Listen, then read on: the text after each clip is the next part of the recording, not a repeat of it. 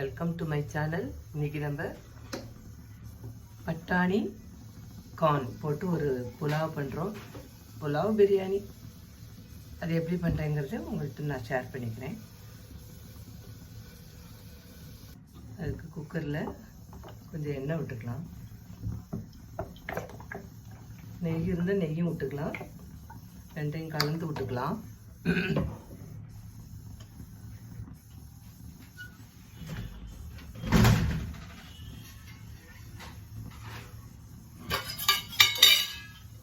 நான் கொஞ்சம் எண்ணெயும் நெய்யும் கலந்து விட்டுருக்கேன்.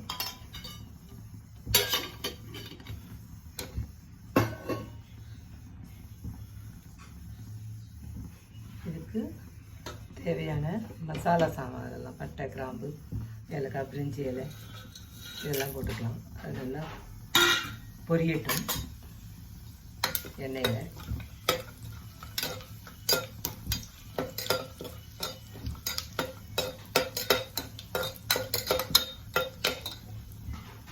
அதில் ஒரு பெரிய வெங்காயம் ஒன்று நறுக்கி வச்சுருக்கேன், அதையும் போட்டுக்கலாம்.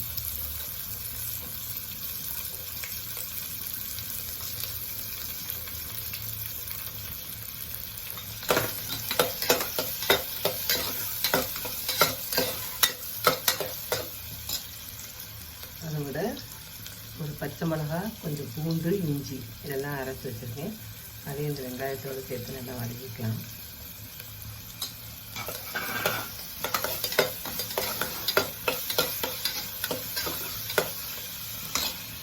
வெங்காயம் நல்லா வதங்கிட்டு இதில் கேரட்டு, பட்டாணி,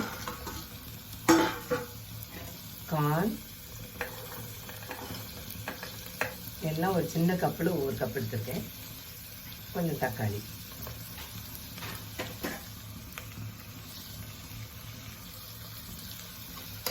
எல்லாத்தையும் போட்டு வதக்கிக்கலாம்.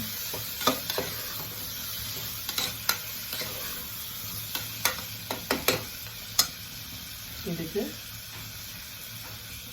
ஒரு அரை ஸ்பூன் மஞ்சப்பொடி, அரை ஸ்பூன் காரப்பொடி, ஒரு ஸ்பூன் தனியா பொடி, 3/4 ஸ்பூன் கரம் மசாலா இதையும் போட்டு இதோட நல்லா வதக்கிக்கலாம்.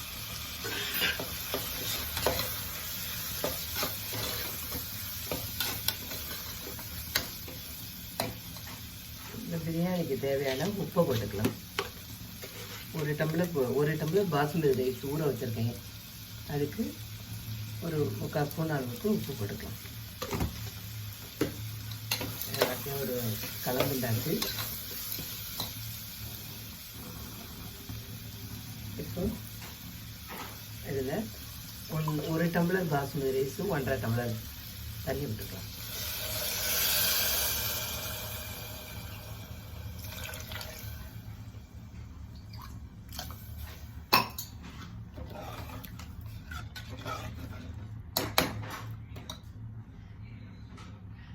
தண்ணி ஒரு கொதி வரட்டும்.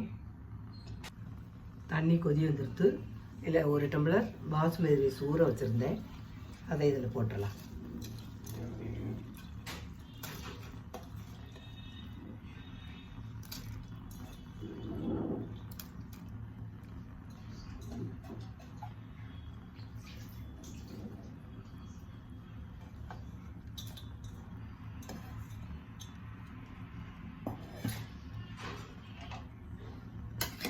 நல்லா ஒரு கலரி விட்டுட்டு